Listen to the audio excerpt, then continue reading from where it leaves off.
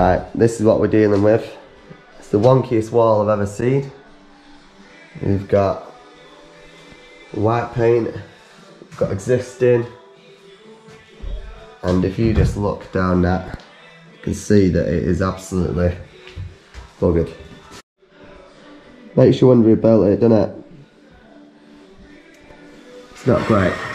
So we've got a lot of work here, and he wants it all done in solid. So there's no plasterboard, no board adhesive. It's all going to be solid plastering. So in today's video, we can try and sort this out. Okay, so today the product we'll be using is this British Gypsum hardwall. It's designed for floating brickwork and it's an undercoat plaster. Purely designed for brickwork. But we've got a problem. Where this is painted, it's got a seal on. So what I've done is I've SBR'd all the wall. Usually you just keep the brick as it is and just render directly onto it. But because this needed SBR, I've decided to do it all. So that way the suction will stay the same. What you don't want is one half of the wall pulling in faster than the other. So I've SBR'd the whole area. I'm going to mix up a load of hardwall. And for what you do with hardwall, you have two coats. You have one coat as a base coat, which you spread throughout. You let that pull in, and then you put the top coat on. But because this wall is so bad, we're going to have a big section, just try and get the initial area flat, and then we're going to have to go on top of it to try and get it plumb. So it's going to take a lot of work, but we can do it. So I'm going to get a big mix on. I'm just getting through it.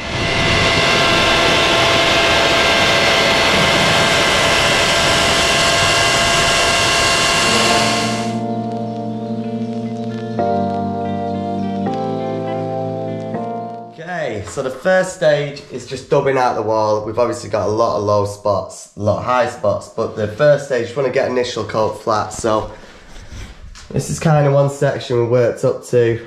That's just one coat, flattened it off. So now I've got something to work with. It's not perfect yet, but it'll be good enough for the second coat. So that's what we're aiming for here. And then you've just kind of got to do it by eye. I know there's a massive low spot there, another spot here. So this is hardwall, like we said, and it's mixed quite thick, so we're just aiming to fill in them low spots. It dries relatively fast, so we're just going to work on the sections at a time. Now usually when we float in, you work right to left, but the light's better this way, so I'm doing it the other way around. So we're just building out the sections first.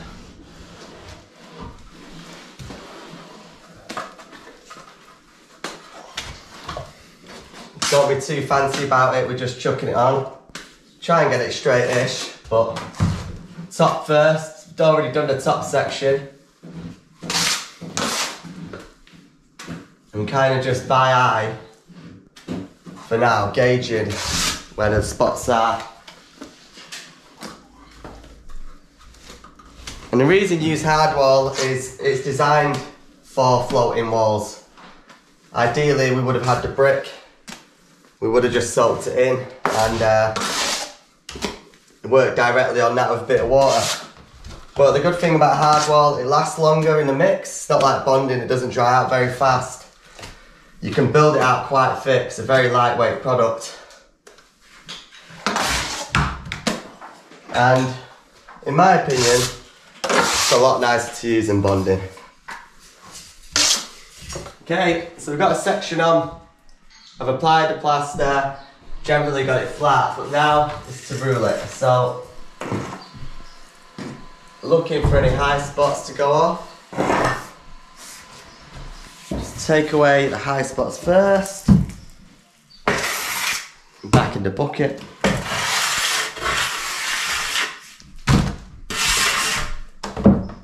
And then, again, from the middle to the bottom, reaching out for the pipes. And then up.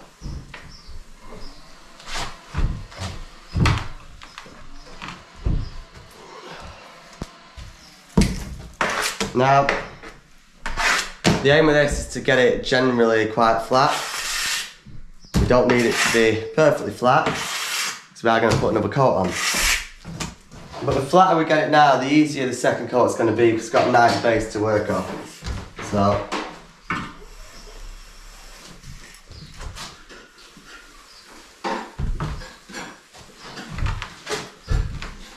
now we've reeled it off. Let's have a little look. It's flat-ish. We've got a good base to work off. So now we've got to really just leave it, because there's some areas that are really thick due to the bellies and the undulations. So continue putting that first coat on the rest of this wall, and then you come back on yourself. But even this section at the beginning, it's still quite wet. So we've got to let that take up now, because of the areas that are really quite thick. If you put more render plaster on top of it, it's just going to have too much weight and fall off the wall. So you've got to let that take that up now. So I'm going to carry on all the way down the way we have been, put that base coat on, and then touch it again, see how it's feeling. If it's too wet, might have to leave it again. Just because of the sections with the thickness, you don't want to be adding too much weight to it, it'll just fall off. So I'll do that.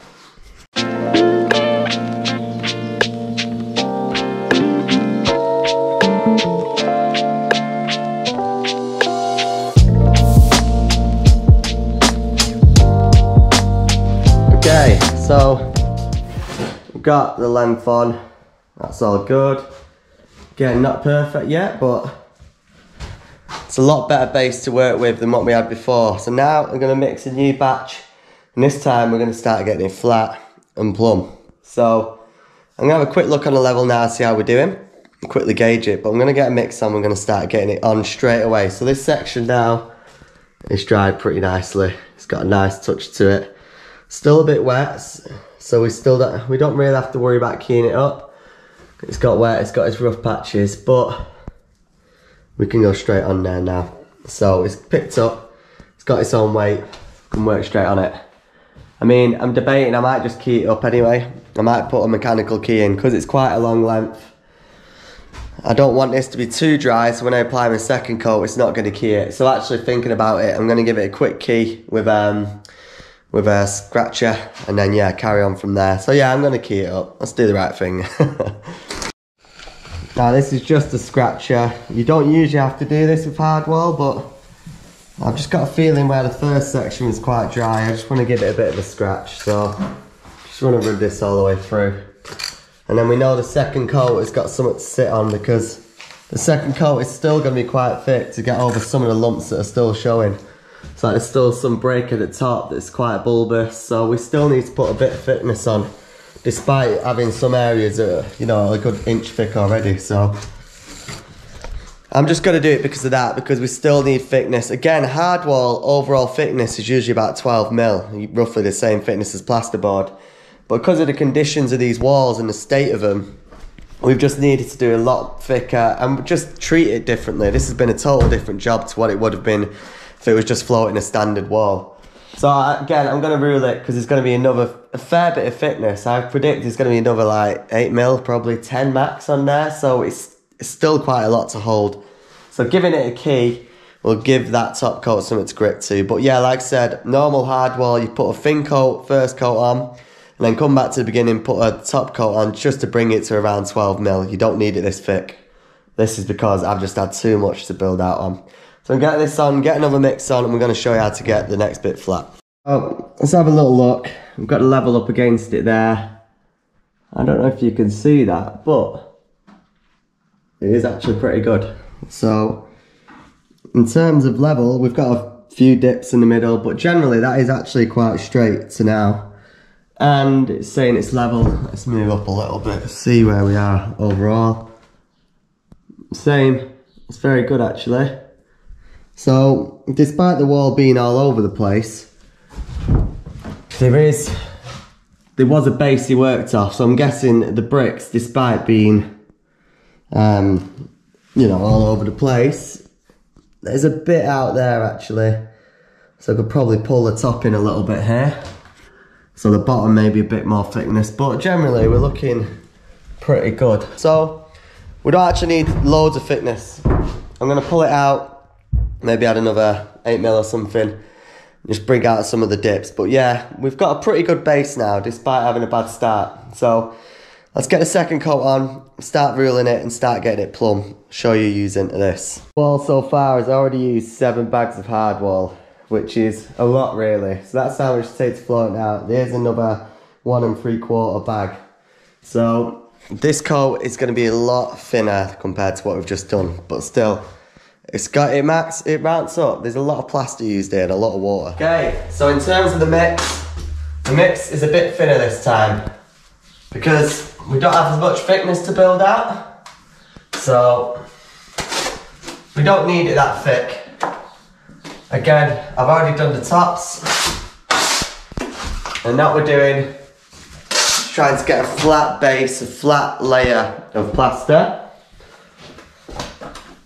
And we want to keep it pretty close to where we already had it because we know this section of the wall's quite plumb. So we're just adding an even application. And you know, it's so nice doing some proper plastering. I'm going to so many houses where it's all plasterboard and no one really does a solid base of plaster anymore. So it's nice to do some old school solid plastering. Because unfortunately no one really uses it anymore. It's all just plasterboard because it's faster and you know, I suppose it is cheaper using just plasterboard. It's a more expensive option using hardwall in the long run, but such a better product. So yeah, the mix is sloppier, slightly wetter, sorry.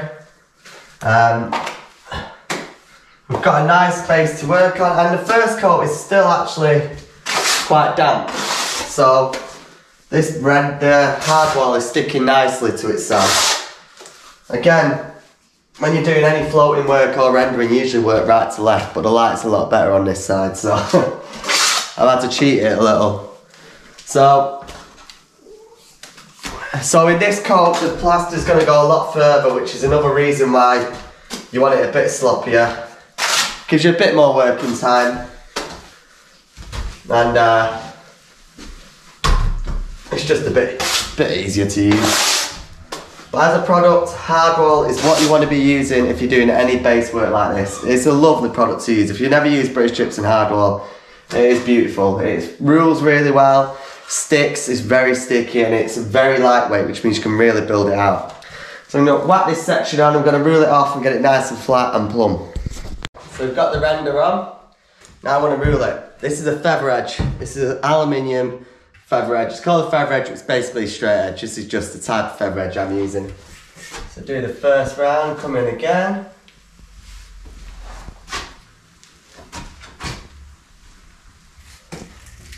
So you go one way, get rid of the load. I'm just scraping off the plaster from the straight edge here. Putting it back into the mix.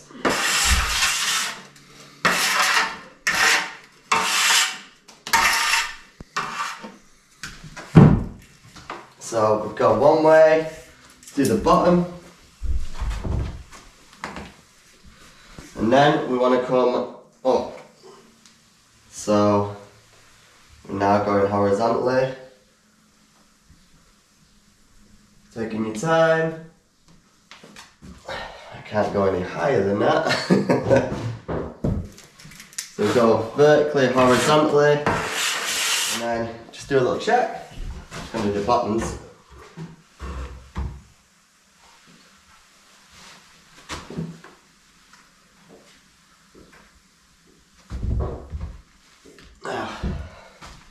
So section.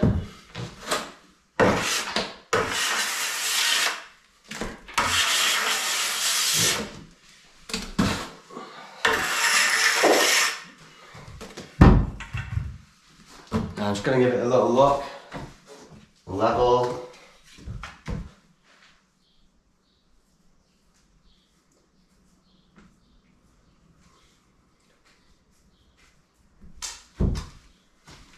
Got a bit of a dip here, so I've got to fill it out, flatten it again, but generally it's okay. So that section's flat. Check the rule. A little bit of plaster on it actually. So again, it's still very wet, so you've got to be pretty gentle, but we're pretty good.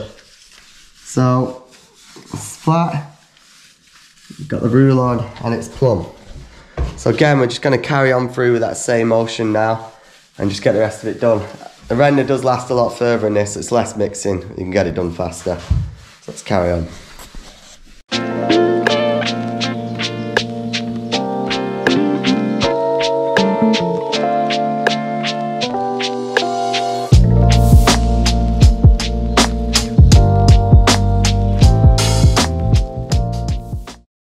Okay, so the wall's floated, it's flat, it's plumb, but we've got one more thing to do.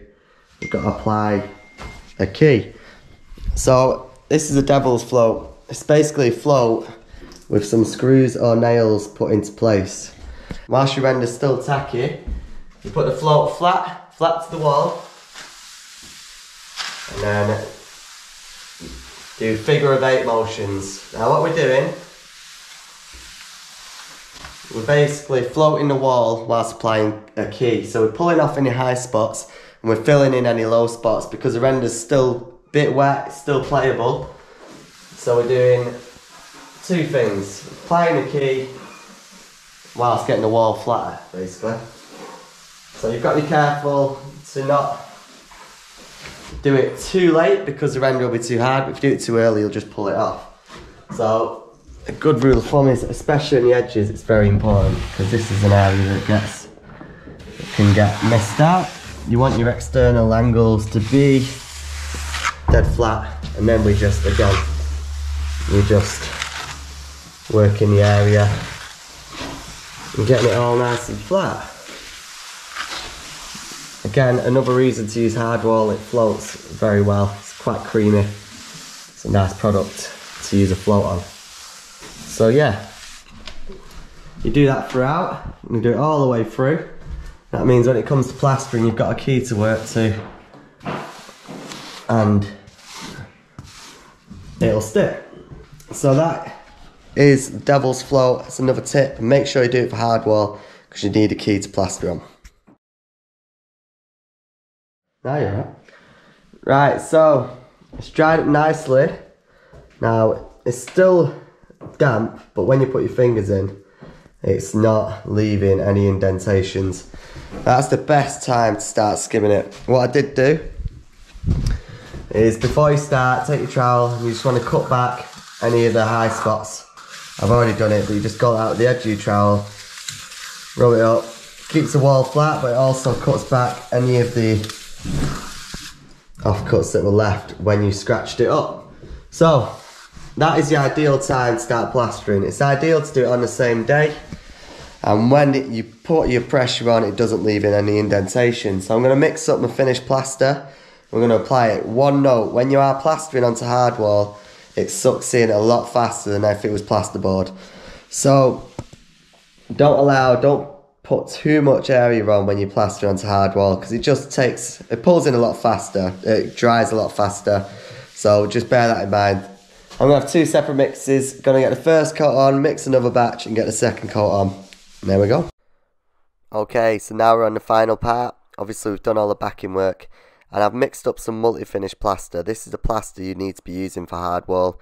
You don't want to be using board finish. Multi-finish is the plaster to use on hardwall, sand, cement, and also existing walls. It's an all-round good plaster to use. But what I will say is, when you are applying a plaster, make sure you're getting it quite flat from the early stages, because the plaster does pull in a lot faster on hardwall. It's a very absorbent material and it sets a lot faster than, say, if you were plastering on plasterboard. So when you're applying your plaster, try and get it as flat as possible, and try and get it on pretty fast as well, because like I said, it does set. But saying that, because of the key given in, the plaster really grips to the hardwall. And in my opinion, the nicest finish I think you can get in plastering is plastering on either hardwall or sand cement. You've just got to realise that you do smaller areas, because it will pull in faster. A good trick is, just when it's set, if you want a bit more time, you can spray a bit of hardwall on the water, and this will give you a bit more time with the plaster and help you control the suction. But generally, 2 to 3 hours later, the hardwall is still a bit damp, which gives you a bit of time and workability with the plaster. So you're applying it as flat as possible. I've gone all the way down the wall like this, And then obviously what I like to do is give it a good flatten before the second coat. My weapon of choice, obviously the Ox Speed Skim. It's just a great way to get rid of any ridges or any high spots that were there to begin with. Because like I said, you want to be getting your layers flat with hardwall. It isn't that forgiving.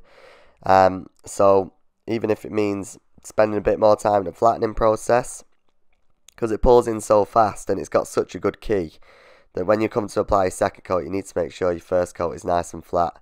So I've just ruled it horizontally and vertically as if we were ruling like I did in the other videos.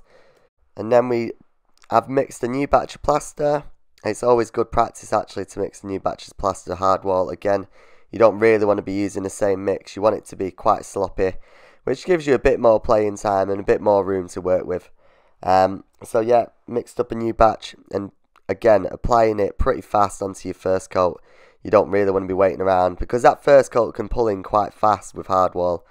You don't really want to be wasting time. So jumped on it, flattened it, mixed the new batch up immediately, and then straight onto it. Again, getting it as flat as possible to begin with. And it's just making sure that the plaster you're putting on the wall is, you know, is flat. I mean, if you want a video on this, I'll put a video up on this just on the right hand side. I did a tutorial on how to apply plaster, so if you need help with that, you can watch that video. You should just see it popping around here somewhere. Generally, that is how you apply the plaster, and then the process afterwards is pretty simple and pretty easy. Okay, so that's the plaster applied. That's all of it on. Now, what I want to be doing is flattening it. I'm going to get the speed skim back on it. Now, one thing I will say about hardwall, like I said before, it does pull in quite fast. So make sure you get it flattened fast, because you don't want it to turn. All them lines, they will show through. So flatten it fast, but what I will say, it's lovely plastering onto it. It just grips the plaster because of all that key. The mechanical key we made with the devil's coat, it really grabs onto it. And then once you've got it flat, it's a lot faster and you get a much nicer finish. So I'm just going to quickly whiz through this. We've done a lot of the work. I'm sure you watched my plastering videos before, but I'm going to speed skim it, and then we're going to go over it, trowel it, and then finish it. So we're just adding a little bit of water at the bottoms, coming all the way up, but it pulls in so nicely with hardwall. It just pulls it in, and you know that the plaster's really stuck to that base coat there. So just adding a little bit of water. A lot of pressure when you're finishing on hardwall. You need a lot of pressure because the plaster's constantly sucking the moisture out of it. But once you get used to it, it's a lovely product to work on, and it gives you a lovely finish. So, working up, but you can see the wall's just getting flatter and flatter. Yeah, it's a nice smooth finish.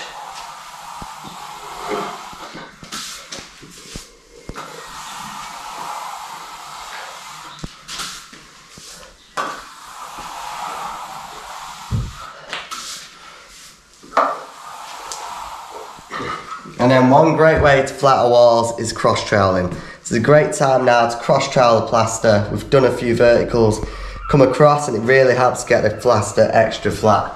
So, start at the end. A lot of pressure, pushing that trowel right in. And then we go all the way, then come back.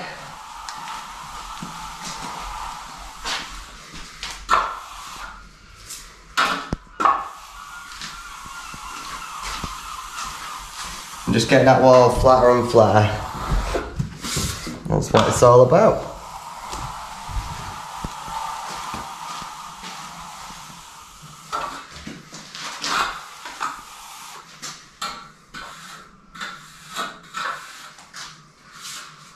Not far, and then it'll be done.